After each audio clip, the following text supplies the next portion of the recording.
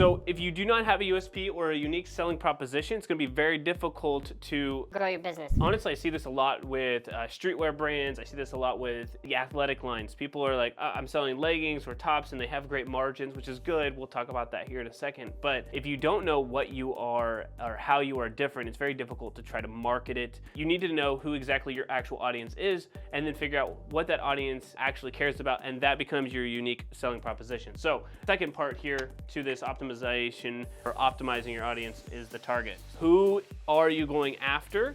And then what is your unique selling point to that audience? We're gonna dive deeper into that here in a second. So I actually want to just share with you guys a document that we use.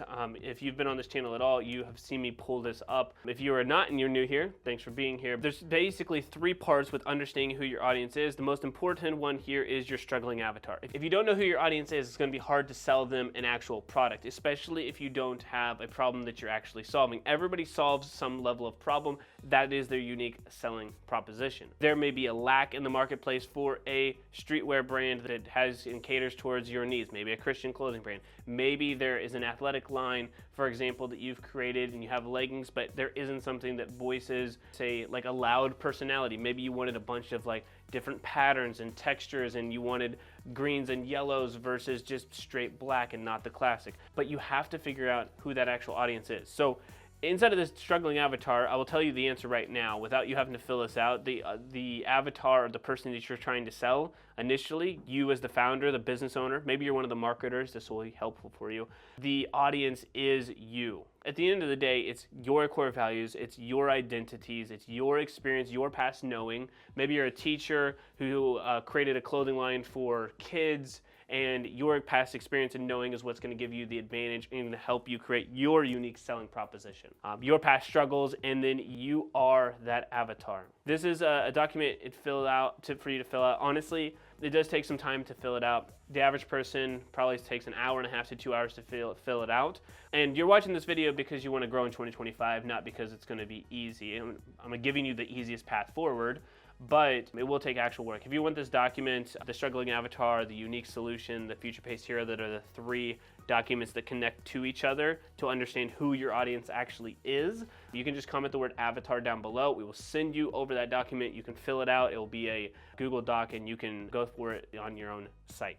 A e-commerce site or a brand selling online does not have a strong foundation if it doesn't know the uniqueness of its product to the market, who their actual audience is, and if they do not have a clear website. If you do not have a high converting website, it is like buying a brick and mortar location and just putting it in a location where your ideal customer never goes to. So you have to have a high converting site. It may be intuitive for you, but here's a couple of checks that you need to do. Okay, number 1, people build on desktop. You should be testing on mobile. What I mean by that is pull out your phone here, go to the actual website, scroll down, actually see what's going on. One of the biggest issues I see with mobile is that you have your pop-ups that hit you in the face, then you have your chat bot, then you have like these other X's that somebody has to hit.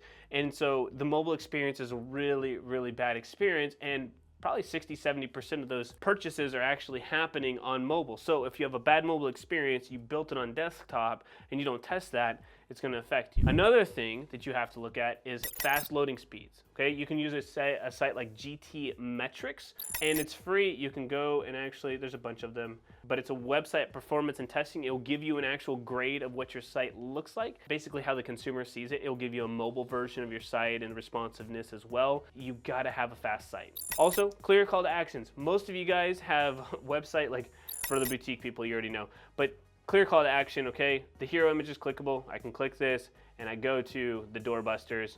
The call to action is clear because it says Black Friday countdown, 50 plus new doorbusters from $10 shop now. They're telling people what to do. You don't have to do something like this, and honestly, I'm not a big fan of their hero image, but it works. They have a strong call to action. They have a shop now button.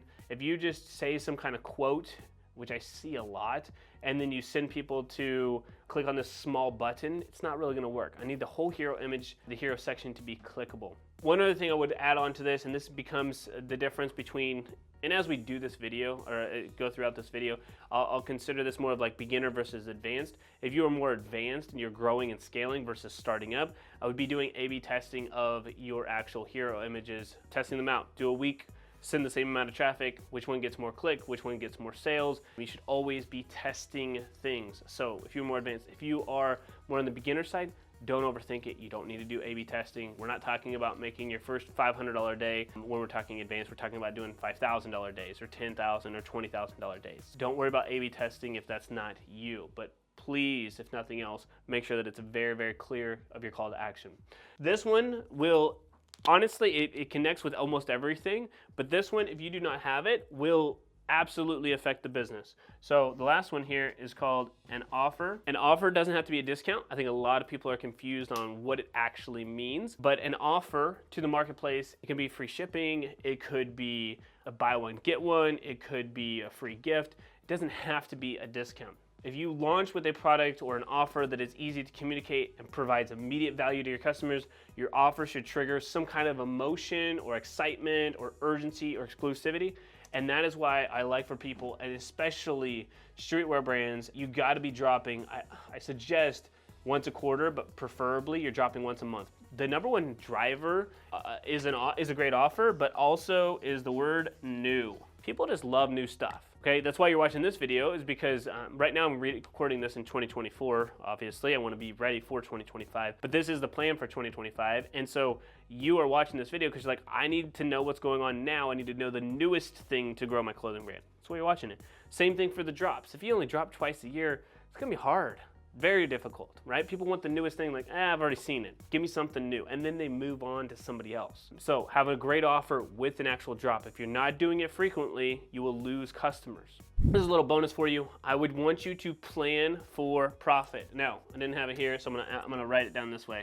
Plan for profit. It is very difficult. Our real estate agent told us this, and I didn't really understand it at the time, or at least maybe I wasn't paying attention. It doesn't matter how much your house goes up. The deals are made when you buy, not when you sell. And so the same thing in business, depending on your manufacturing and depending on how you decide to go to market, your margins are going to determine whether or not you have success. And we'll talk about this throughout the whole rest of this video, and I'll explain more, make more sense of this. But I would highly suggest for you to pick up the book Profit First. It's by Mike Michalowicz, or MikeMotorbike.com, I believe. No affiliation. I wish there was. Great guy. He's helped us a lot. But this is the Bible on running accounting for your business that just makes it simple. Nobody really loves the numbers. If you do, shout out to you. But a very small percentage of people love the numbers, but everyone likes to have the structure. This does it in a very plain and easy to understand way. But you've got to plan for your profit, okay? 2025 is going to be a very difficult year if you do not have good profit margins. Kind of a segue to this. It's very difficult to grow. It's very difficult to beat your competition, and it's much more difficult for you to really reinvest in the areas to grow your business exponentially if you do not have the actual profit. I want to talk specifics of the profit. So I would love for you to be at 60% margins, preferably that's 70 to 80%. One of our program members, if she's watching this video, shout out to you. I won't give your name out, but she was working with a third-party manufacturer at LA, wanted to do that. Turns out they were outsourcing to China, so she just said screw it, and she worked for 3 to 4 months creating a relationship with China to create something very unique. She has a very specific audience.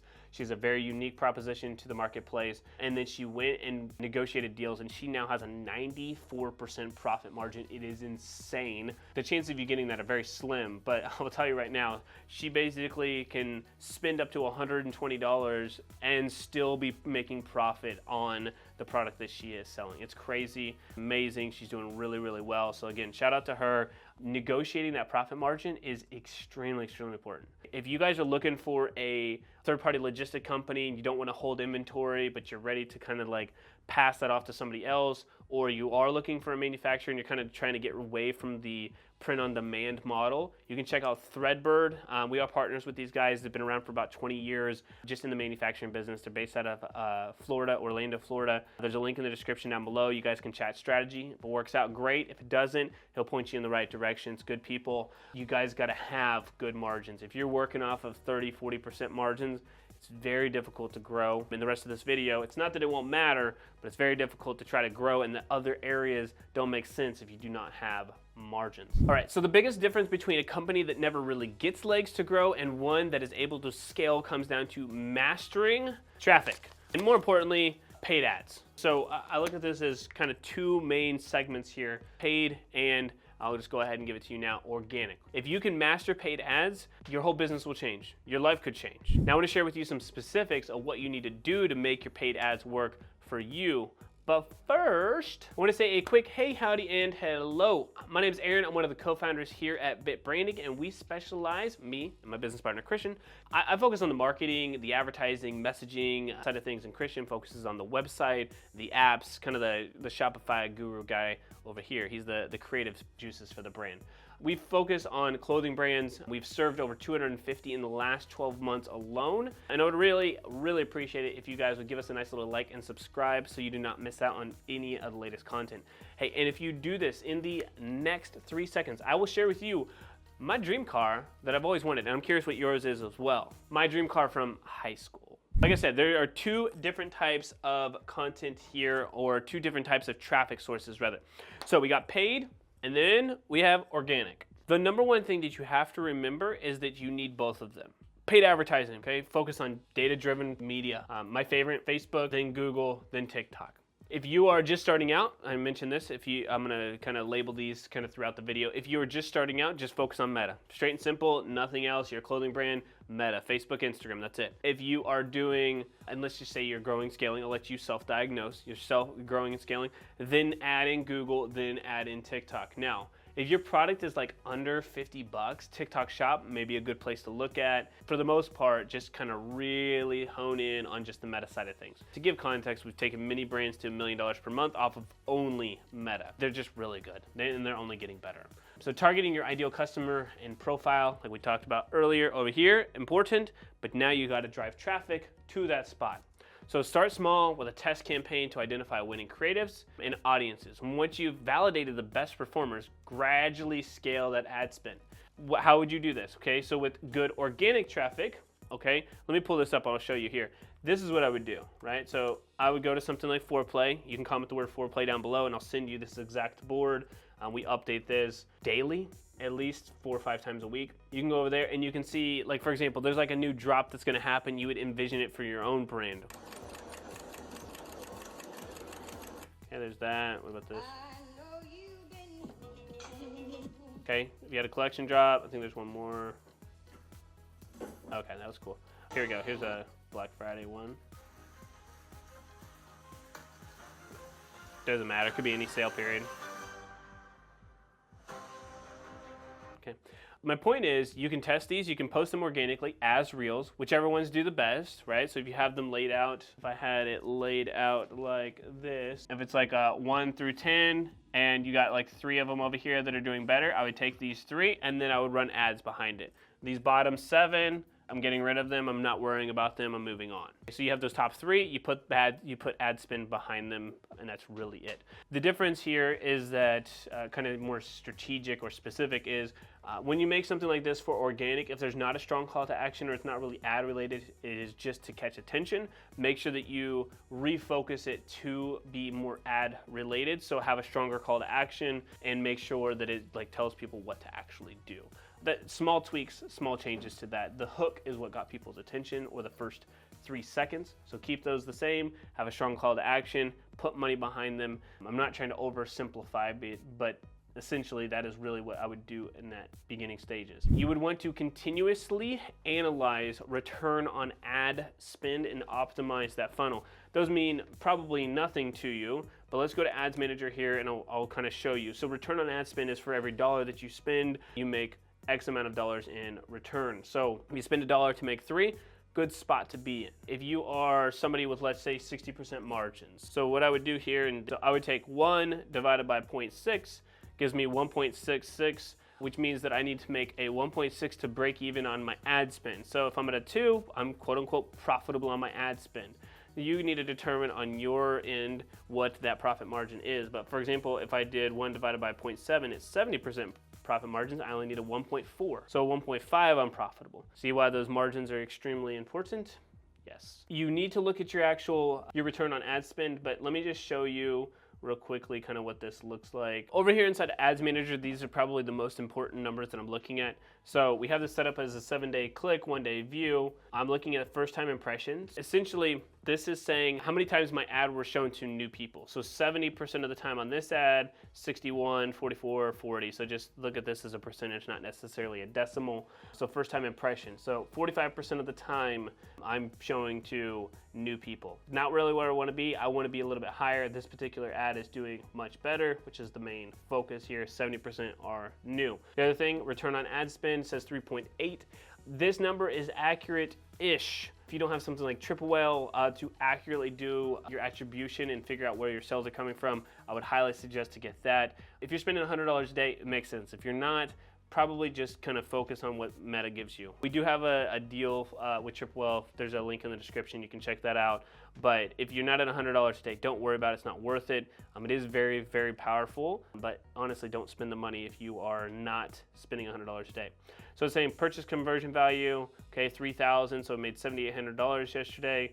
Spent $2,000 to make, like I said, 38. Sorry, yeah, $2,000 to make, 76. All right, total purchases, website purchases. I care about unique link click-through rate. So link not is the keyword there. So 3%. I'm really looking for anything above a 2. I'm happy with that. These are all good. Cost per link click, basically below $1. The lower it is, the better. These are all good. Cost per 1,000 impressions. Right now it just depends. It's a very expensive time of the year when we're recording this, but on average most of our accounts are going to be between $15 to $20. Right now it is at $18.65, so right in alignment there. The cost per 1,000 people reached, I have it here. It doesn't really matter too much. It's just instead of an impression, it's actually how many people can we reach, truly reach for $20. Reach 1,000 people for $20. The same thing that's going on here, and what we do know is that if you are running an ad, 30% of the people who see an ad are going to go to your profile. So if you go to this brand's Instagram, you'll see that they're actually real. Maybe they don't have a ton of engagement. I think this brand has 4,000 followers, but maybe they don't have a ton of engagement. Maybe they don't have everything all together, but they're posting consistently and they have stories. It's already going to have a different position in the marketplace than if it was only running ads and people are like, who the heck is this? Again, going back to the website piece, you got to have trust. So the website has to have trust, but also these are all working in unison. Traffic, both organic and paid. This kind of nurtures the relationship and can add the trust. The paid gives us the awareness piece. You got to have consistent, engaging content. Platforms in kind of the order of importance for return on investment. Depending on you, these will fluctuate a little bit, but Facebook is absolutely killing it right now. You may be saying that's a boomer place. That's fine. I'd still post there because you never know, and you're gonna repost your content regardless. So maybe it's a repost. Instagram's still the hottest, especially on the ads piece.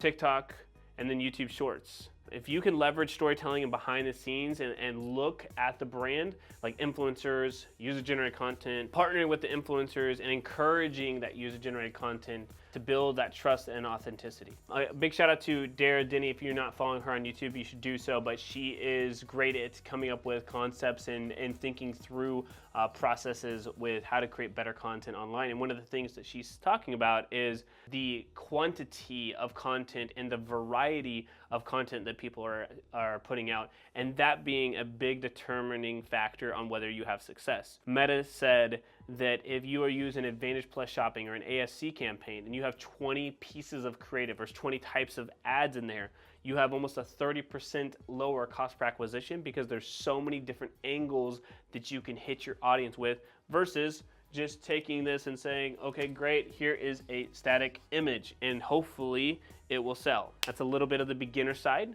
If you are not pumping out a ton of content or a bunch of creatives, which if you can't do paid as much, please do the organic. You got to do one or the other more than the other. If you have less money, do organic. If you have more money, do the paid. But you need both of them. They work in unison. The other piece here is SEO, okay? So SEO kind of falls under this organic aspect as well. I would say it's extremely important today. In 2025, it's still gonna be relevant. Will it be relevant in the next 5 years? Okay, but people are looking for things online. Maybe you have the best Christian streetwear brand. Maybe you have the best guide on festivals. We've had a lot of brands like that that are festival type of attire. Maybe you have the best guide for children's clothing. Whatever that may be, you need to make sure that you create content on it. 2,000 words minimum, otherwise don't do it. Make sure you have real images, otherwise don't do it. It's not that it's a deal breaker, but is kind of a deal breaker. You can get higher return on investment doing other things, okay? So when I'm talking about the organic, I'm really talking about posting. That's really the most important.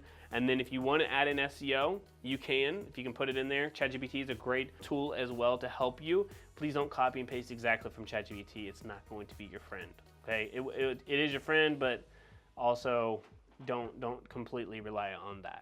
In 2020, we had a client who was approached by an app company, and this app company was something that we were a little bit skeptical of, didn't know anything about it, and honestly we told them to not do it. Thank goodness we did eventually do something, but the app company said, hey, you're gonna go live, like Facebook and Instagram Live, and you're gonna talk to people, and then they're gonna buy right there. It was already happening with, I think it was a company like LaRue or something like that, that eventually was like an MLM that went bankrupt. And a lot of those people went and started a new company that instead of sending people invoices through PayPal, they would just go live, comment the word sold, and then whatever number, and then it would charge somebody's card. So QVC meets social media. It's pretty cool, but again, we were very skeptical, and I want to more so tell you how you can use that as a retention tool to grow your brand, because that's the biggest area that I think a lot of e-commerce brands are missing out on, especially as you try to grow in 2025. But first, hold up 1 second. If you are a clothing brand owner and want to jump into the specifics of your brand and how to grow it profitably online, you can schedule a free 45-minute strategy session with us. There are limited spots, so go find a time right now that works with you. You can check out the link in the description down below. Okay, so the last one here, probably the most important, okay, part of the business. Here's like the foundational piece, and here's kind of the, you can see over the mountain a little bit, but this is what actually adds profit into your business. This is the retention side of things. This is what will allow you to actually scale. If I had to put them into multiple facets of this business and I could only pick 2 of them and I had to get rid of one, I would drive traffic and have retention. No, I wouldn't. You need all 3. You really can't grow a business without them. And what I mean by that is so many people, like to kind of take a step back, so many people avoid this section here, and the other 2 areas that are very good, they suffer. It's a lot.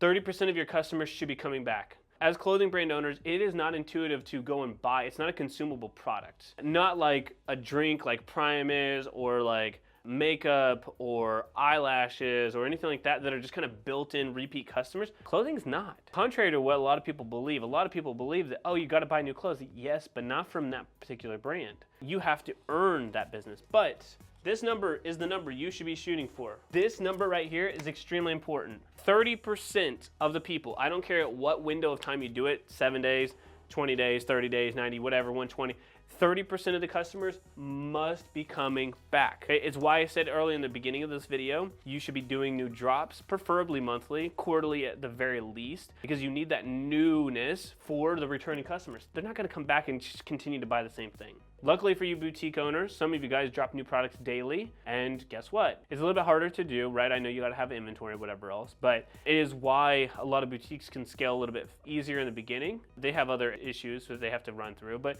it's why they can scale easier in the beginning, because they have new products. Retention marketing comes down to a couple of things, right? So I think of this as email and SMS, and this is marketing to retain customers, increase the lifetime value, which we'll talk about here in a second. Lifetime value, very, very important. Lifetime value, this is how much a customer is worth to you. You can look at it in multiple perspectives, but really if they spend $1 and then $1 today, and then eventually over the next 30 days they're gonna spend 10 with you, but they never come back again, the lifetime value is $10. So when we're talking about LTV, the number you really wanna look at is LTV divided by, some people say CPA, some people say CAC. So it is LTV divided by CAC, cost to acquire a customer. So if the lifetime value is $100, and the CAC is 10, you are getting 10 to 1 on everything that's happening, right? So you got basically a blended return of a 10 return on ad spend. Most brands to scale really need that 5 to 1. It's a very healthy spot to be in. If you're really scaling, it's kind of that 3 to 1. That becomes a little bit difficult. 5 to 1, healthy business, and anything above. So lifetime value of the customer divided by the cost to acquire the customer. Really important number in business, and technically you can go deeper on it, but for the purposes of this video, that's gonna get you really far. For this to work, or how you can be profitable, we need to look at email and SMS. Okay, an average pop-up percentage, at least the ones that we work with, are about 5 to 8%. Most people are about 1%. So 5 to 8% of these people are actually going to opt in. If we 1,000 people to the site per day, and then we get a 5% opt-in, that gets us 50 people.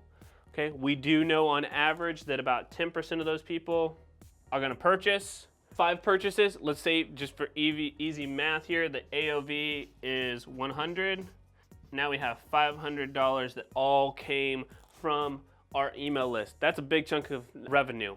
Okay, and when you start to really expand this and you really want to grow, now imagine getting 2,000 people a day or 3,000 people a day. And if you work backwards, right, if you're at 100, right, then this turns into much smaller numbers. This exponentially can grow your business. But if you don't have a 5 to 8% pop-up, probably need to work on that, right? You should be testing that, A/B testing it. We suggest Klaviyo or Attentive.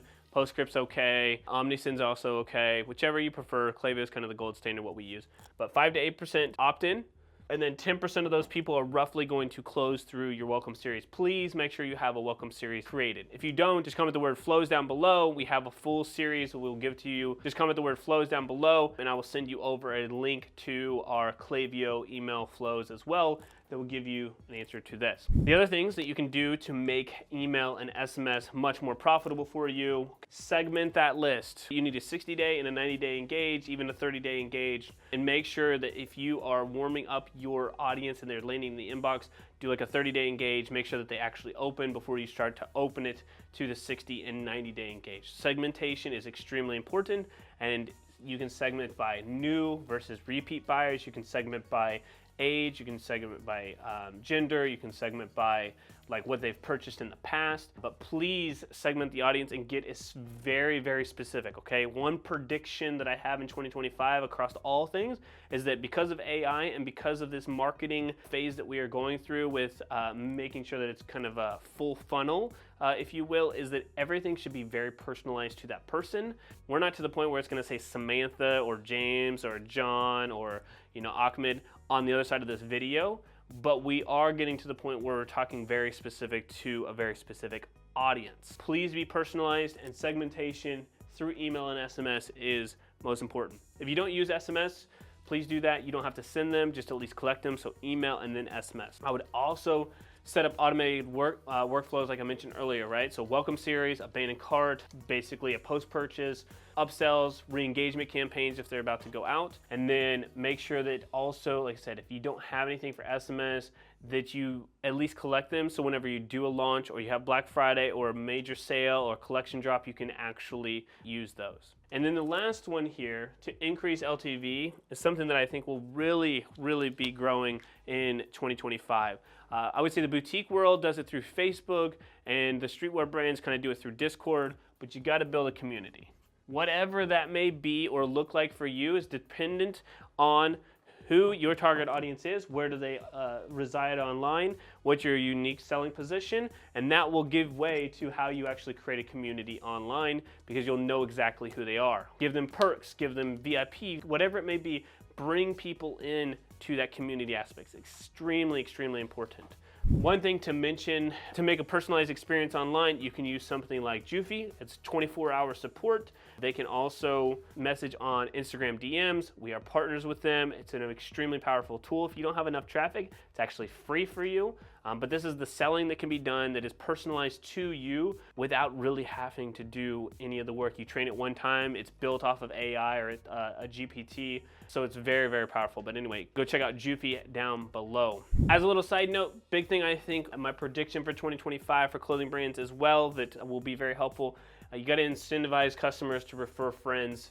Referral partners, referral programs, loyalty rewards are going to be extremely, extremely important in 2025 to grow, because we have got to get this number at 30%, and we've got to figure out a way that organic and paid lower the cost to acquire a customer. Anytime you can lower this number and increase this number, your business grows. If you can increase this by 2x, you double your business. If you can drop this by 2x, you can grow your business, okay? It's not, it really comes down to the actual numbers here. I understand that, you know, that's easier said than done, but following this process for your clothing brand in 2025 will help you grow. You just got to put in the actual work. Okay, so now you have the strategy behind how to actually grow your clothing brand in 2025 or whenever you're watching this. Biggest thing I know for most clothing brand owners is they do not know how to drive traffic specifically. So go watch this video on how to use Instagram ads to grow your clothing brand next. All right, y'all, have a great rest of your day. I will see you next time. And P.S., make sure you subscribe.